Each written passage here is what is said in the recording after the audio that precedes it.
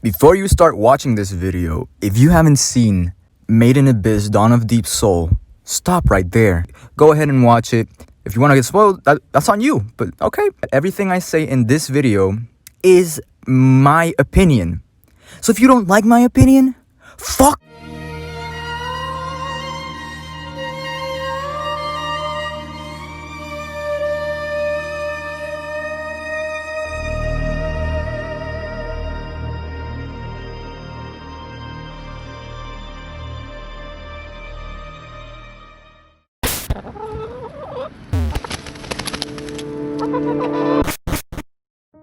Yo, what's good? It's your chicken. This video is mainly gonna talk about the third film in the Made in Abyss franchise, specifically on how the antagonist, Bondrewd, is so fucking good. And maybe some other cool stuff. But before we start, can we briefly just mention how creative the author of this series is? It's honestly, it's mind-blowing. Everything the author just does for this series is ridiculous. It really doesn't hold back on anything. For example, on the movie, right almost at the beginning, we see fish food.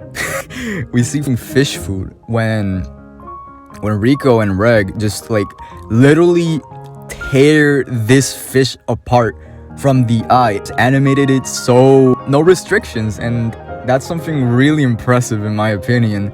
And Reg's arm when they cut it off and just the blood started streaming out, and when he started to piss, dude, that was so unnecessary, but at the same time it added so much to that scene.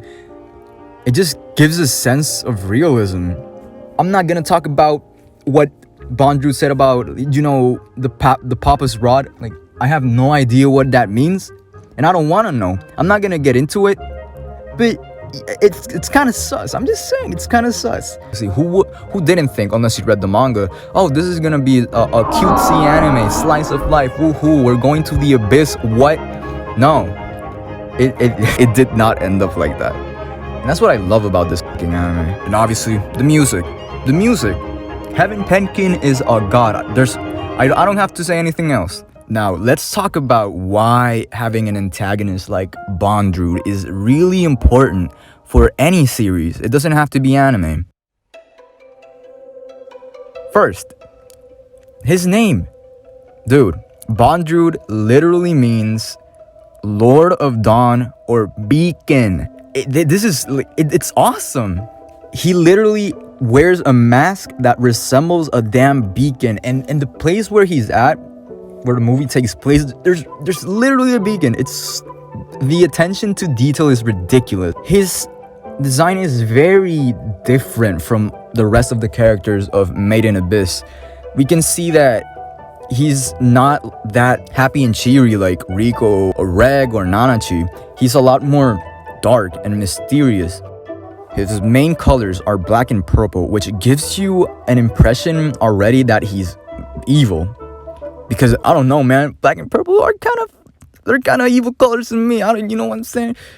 It really gives him an evil aura among the White Whistles in the anime. When they started giving the silhouettes, you heard Bondrewd and you saw the purple thing, you were like, oh my god, this guy is fucking bad.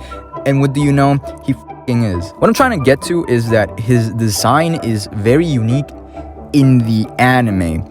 Because let's be honest, he kind of looks like what if Destiny was an anime. That's basically his design. That's basically his design.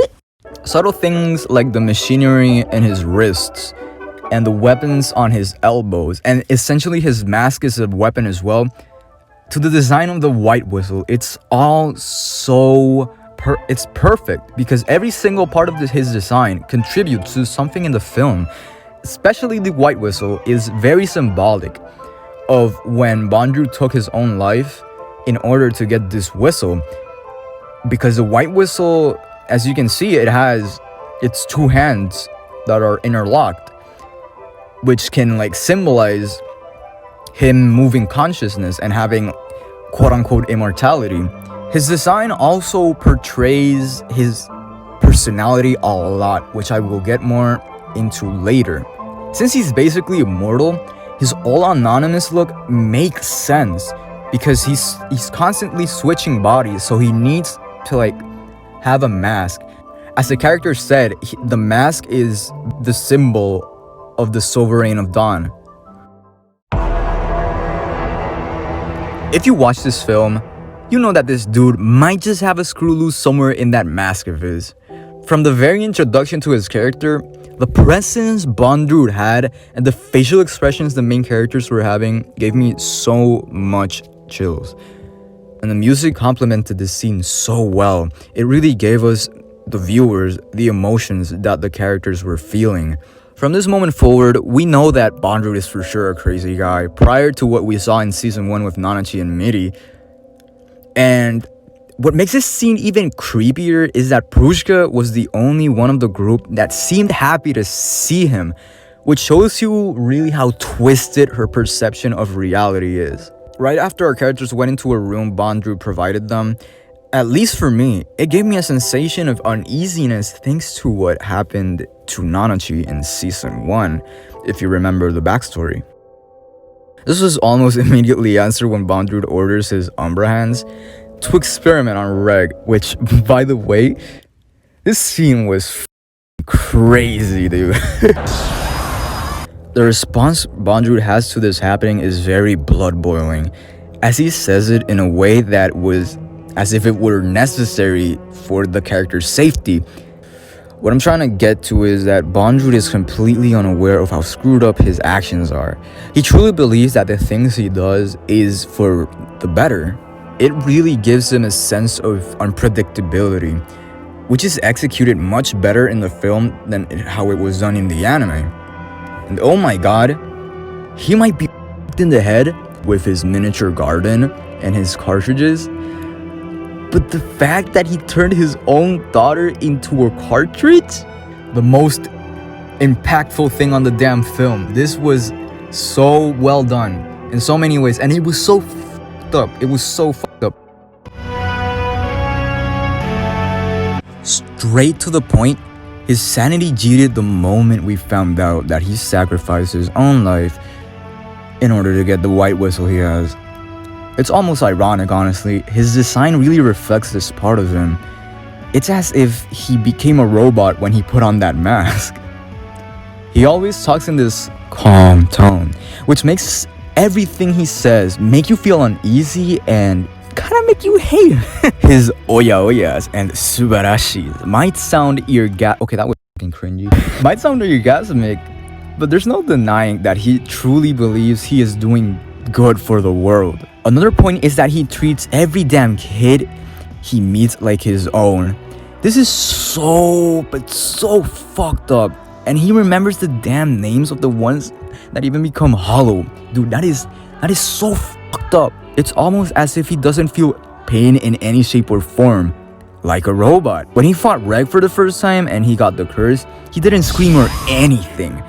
He just took it and kept going, Subarachi, like a damn robot. He doesn't feel remorse towards any of his Umbra hands either. To him, they're just pawns in the board. He can literally sacrifice a lot of them and he will not feel anything towards them. And back to Prushka, he took care of her so much for assumably a long period of time, and he threw her life away as if she were nothing to him. It's really a lot to digest if you think about it. Bondrewd might be bad guy no good, but his impact on the world of Made in Abyss is undeniable, man. I mean, he's essentially the creator of the white whistles, and although his experiments are in no way good, he is trying to find a way to get the blessings of the Abyss instead of the curses. Although, that is presumably over, right? And obviously, he's a white whistle. Aside from Ozen, we really haven't seen any other white whistles appear, at least in the anime. This really gives us a sense that the white whistles literally sacrifice their humanity in order to become who they are. Bondrewd has obviously impacted the main characters both physically and mentally. First with Nanachi's whole transformation and being the only successful blessing in the Abyss, and Reg's lost arm, which to the point that the film ends, we don't know if he gets attached again. And mentally, with the deaths of both Miti and Prushka, both being Bondrewd's experiments. Bondrewd is the reason why Nanachi is how she is and became the amazing 4 doll that we all love.